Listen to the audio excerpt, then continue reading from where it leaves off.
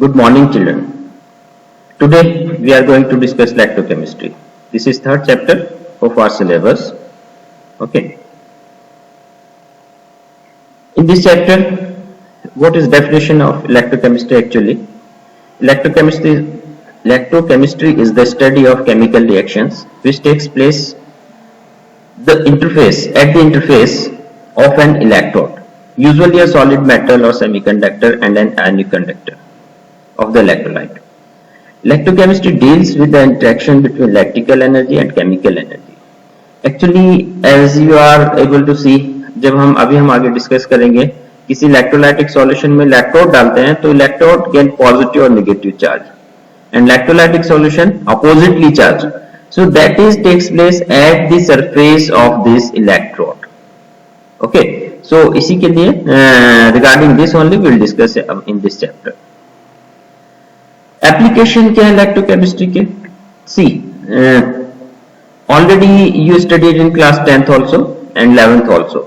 Many of the metal refined with the help of electrochemistry, by electrolysis. Even in class 10th it was there. We have extract or we prepared sodium hydroxide, chlorine and hydrogen by passing electricity through sodium chloride and water. When we dissolve sodium chloride in water and we pass electricity, so we are getting chlorine at the cathode, chlorine at the anode, hydrogen at the cathode and sodium hydroxide in the solution. Other than this, batteries and fuel cells. हमारे घरों में जो inverters होते हैं, inverter में battery होती है, vehicles में स्टार्टिंग के लिए जो बैटरी होती हैं, they all work based on electrochemistry only. ठीक है? So we'll discuss. Even nowadays mobile battery और टॉर्च में हम डालते हैं, वॉल क्लॉक में डालते हैं, तो ये सब जो हैं, all these are based on electrochemistry only. So we'll discuss about this in this chapter. See, as I told, electrochemistry definition is the study of electrical and chemical energy. So how electrical and chemical energy related? Okay, so we have two types of cells. Which cells? Galvanic cells and electrolytic cells. Actually, galvanic cell or voltaic cell, that is also known as electrochemical cell. If I read this, an electrochemical cell is a device capable of either generating electrical energy from chemical reaction or using electrical energy to cause chemical reaction. Okay, the electrochemical cell which generate an electric current are called as voltaic cell or galvanic cell, and those that generate chemical reactions via electrolysis, for example, are called as electrolytic cell. Means you can say galvanic or voltaic cells are those which convert chemical energy into electrical energy, and electrolytic cells are those in which electrical energy has converted into chemical energy. यानी कि galvanic cell में हम क्या करते हैं, chemical reaction से electricity produce करते हैं, और इलेक्ट्रोलाइटिक सेल में क्या करते हैं, we pass electricity through a solution और हम उसमें केमिकल रिएक्शन को प्रोसीड कराते हैं. ओके, नेक्स्ट पॉइंट है इलेक्ट्रोकेमिकल सेल. थोड़ा और डिटेल में डिस्कस करते हैं. Galvanic and electrolytic. Galvanic cells that produce electricity due to spontaneous reaction, and electrolytic cells external source of current drives non-spontaneous reaction. यानी कि गैल्वेनिक सेल में हमारे जो रिएक्शंस होते हैं स्पॉन्टेनियस होते हैं, ओके, और इलेक्ट्रोलाइटिक सेल में non spontaneous reaction, and we know non spontaneous are those which do not occurs by themself और बाय इनिशिएशन. क्लास 11th में हमने पढ़ा था थर्मोडायनामिक्स में. तो नॉन स्पॉन्टेनियस रिएक्शन को प्रोसीड कराने के लिए continuously we required energy, and that energy we are getting by electricity, by power supplying, and reaction takes place at anode and cathode. Okay, अगर हम डिफरेंस देखें electrochemical cell and electrolytic cell में, cell converts chemical energy, तो definition हो गई, into electrical, electrolytic, electrical energy into chemical energy. अभी redox reaction in spontaneous and is responsible for the product of electrical energy. तो आप in short करके आप क्या लिख सकते हैं, spontaneous reaction and electrolytic cell based on non spontaneous reaction. Okay, third point very important point है। अभी आप अगर इसमें भी देखें, जो गैल्वेनिक सेल है, in that reaction takes place in two different half cells, two different vessels. एक में एनोड है where oxidation takes place, and in other vessel we have cathode where reduction takes place. Okay, detail will discuss. जबकि electrolytic cell में क्या है, both anode and cathode are in same vessel. Okay, it means we can say जो galvanic cell है that is based on two half cell, because half oxidation and half reduction takes place in different vessel. So oxidation half cell, reduction half cell. And in electrolytic cell both anode and cathode are in same vessel. Okay, and two half cells are connected by salt bridge. While in electrolytic cell no need of salt bridge, because both electrodes are in same vessel only. Anode is negative, cathode positive. Electrochemical cell में, galvanic cell में anode negative होता है, cathode positive, जबकि electrolytic में cathode negative and anode positive. और एक चीज ये बहुत इंपॉर्टेंट पॉइंट है, only and only in galvanic cell anode negative and cathode positive, otherwise anode rays, cathode rays, anode rays are positively charged rays, cathode rays are negatively charged rays. Everywhere anode is considered as positive, cathode considered as negative. Only and only in galvanic cell हम क्या लेते हैं, anode को negative, cathode को positive. क्यों लेते हैं, अभी जब हम डिटेल में इलेक्ट्रोकेमिकल सेल डिस्कस करेंगे, I will explain over there. Okay, electrons are supplied by the species getting oxidized. They move from anode to cathode in the external circuit. इसमें क्या होता है, supply species getting oxidize, anode पर oxidation होता है, cathode पर reduction होता है। तो एनोड पर जो इलेक्ट्रॉन रिलीज होते हैं, ओके, वो electron, this electron reach from anode to cathode through a metallic wire. Okay, the external battery supplied the electron. जबकि इलेक्ट्रोलाइटिक सेल में क्या होगा, हम तो एक्सटर्नल पावर दे रहे हैं ना, उसमें एक्सटर्नल सप्लाई कर रहे हैं। Okay, they either through the cathode come out through the anode, वो कहीं से भी आ सकते हैं। ओके, रिएक्शन ऑक्सीडेशन होता है। Okay, so X gives electron negative at anode and reduction positive at cathode. Okay, तो ओवरऑल रिएक्शन है स्पॉन्टेनियस, नॉन स्पॉन्ट। अभी हम डिटेल में वन बाय वन डिस्कस करेंगे इसको। चलो, सबसे पहले हम डिस्कस करते हैं गैल्वेनिक सेल के बारे में।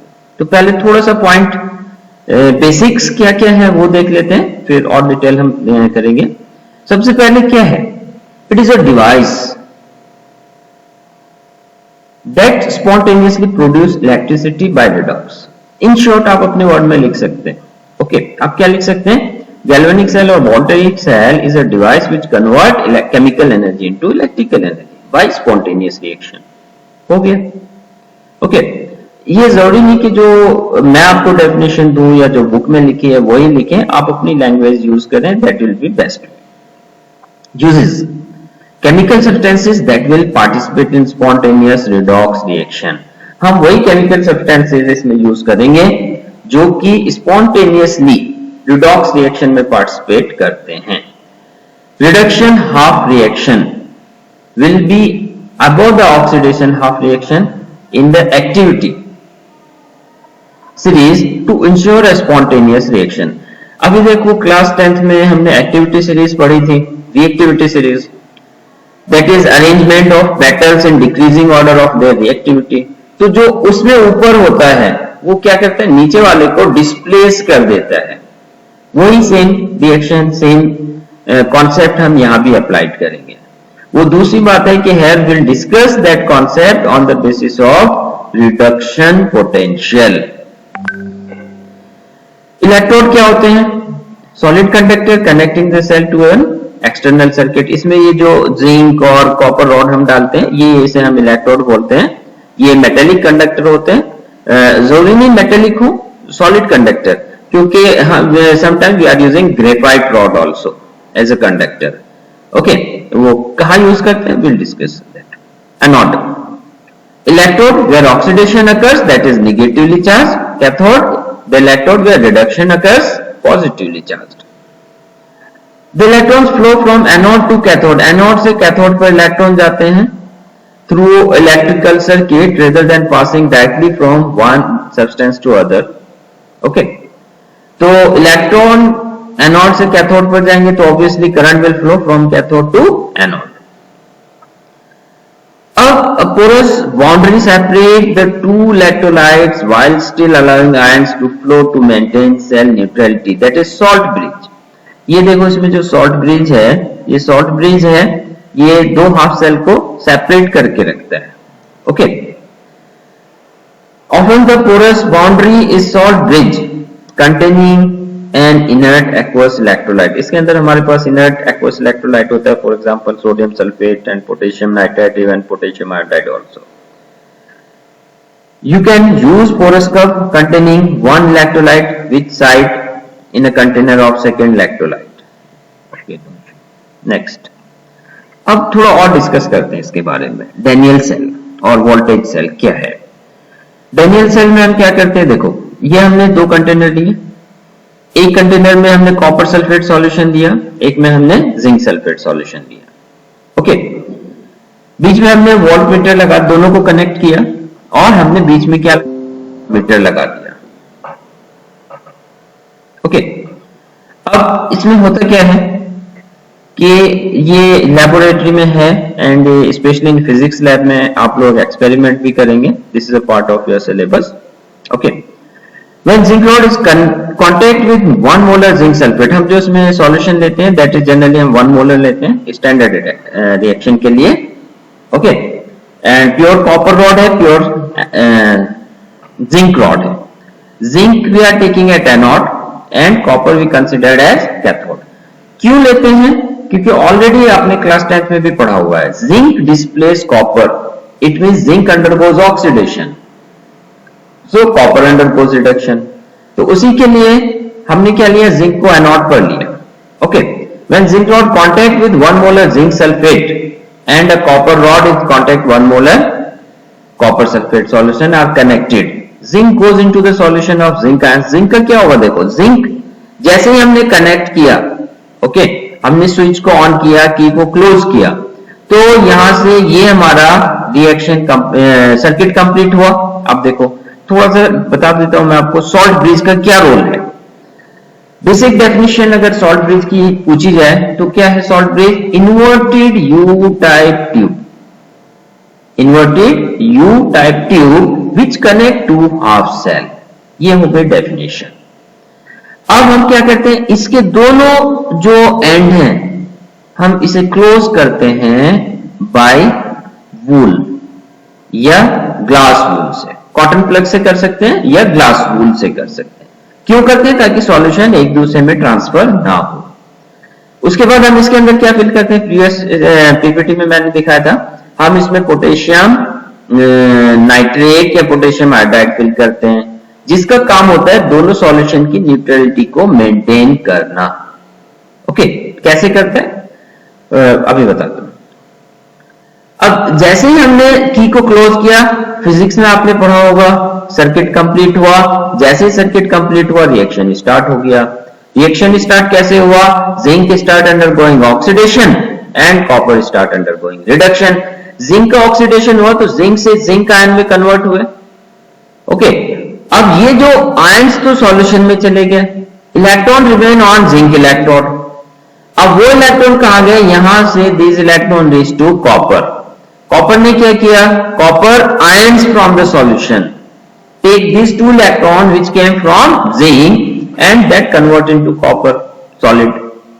तो इस प्रोसेस में क्या होता है कि जो जिंक की रॉड है वो कंटिन्यूअसली डिसॉल्व होती जाती है और कॉपर की रॉड पर कॉपर डिपॉजिट होता जाता है। अगर आप ओवरऑल रिएक्शन देखेंगे, हम दोनों को ऑक्सीडेशन रिडक्शन को ऐड करेंगे, zinc plus copper ion gives zinc ion plus copper, और इसमें क्या हो रहा है, यहां पर हमारा ऑक्सीडेशन है, रिडक्शन है, and this is redox reaction. Okay, अब ये क्या है, reduction potential of zinc minus 0.76 है, कॉपर का प्लस 0.34 है। तो जब हम इसे कैलकुलेट करते हैं तो यहां पर हमें जो रीडिंग मिलती है वोल्ट मीटर में, वो रीडिंग आती है हमारी 1.10 वोल्ट। ओके, तो कैसे आती है, एक्चुअली कैथोड माइनस एनोड करते हैं, वो और भी आएगा, बहुत सारे आएंगे डिटेल में। हम E cell, this is E standard cell है, तो E standard potential reduction potential of cathode minus reduction potential of anode करेंगे तो हमें क्या मिलेगा, standard potential, redox potential, standard cell potential हमें मिल जाएगा, दैट इज 1.10 वोल्ट। कैसे रिप्रेजेंट करते हैं हम, देखो आप लोगों ने पढ़ा होगा ए बी सी, 11th में पढ़ा था मैंने, A for anode, B for salt bridge, C for cathode. Okay, तो हम एनोड पर क्या हो रहा है, जिंक का जिंक आयन में कन्वर्ट हो रहा है, तो oxidation takes place at anode and reduction takes place at cathode. Cathode पर copper ion has converted into copper. Okay, तो हम एक लाइन में कैसे लिखते हैं, हम लिखेंगे metal which is at the anode slash metal ion in the solution aqueous, और यहां ब्रैकेट में कॉन्सेंट्रेशन भी लिखते हैं। फिर सॉल्ट ब्रिज लगाएंगे 2 स्लैश पैरेलल, फिर कॉपर आयन, जो भी मेटल हमारे पास कैथोड में होगा आयंस, उसकी concentration slash metal. Okay, cell reaction separates by this parallel line that represent the salt bridge with anode on left, cathode on right। अब यहां पर हम क्या करेंगे, ऑलवेज हम एनोड को लेफ्ट में रखेंगे, कैथोड को राइट में रखेंगे, दिस इज फिक्स्ड, ये फिक्स फॉर्मूला है बेटा। Okay, electrodes appear at the outside, ये जो यहां लिखा है ये कैसे है, इलेक्ट्रोड जो हम उसमें हमने ये जो इसमें इलेक्ट्रोड कॉपर और जिंक इलेक्ट्रोड इसमें डाले थे सॉल्यूशन में। रिएक्शन इलेक्ट्रोलाइट जो हमारे पास सॉल्यूशन के अंदर इलेक्ट्रोलाइट्स हैं, फेज फिजिकल स्टेट्स हम इसमें मेंशन करेंगे कि सॉलिड है, एक्वस, सॉलिड और एक्वस ही होगा ऑब्वियसली, समटाइम इवन लिक्विड होता है, लेकिन वो इलेक्ट्रोकेमिकल सेल में नहीं होता, वो इलेक्ट्रोलाइटिक सेल में हो सकता है, मॉल्टन स्टेट में।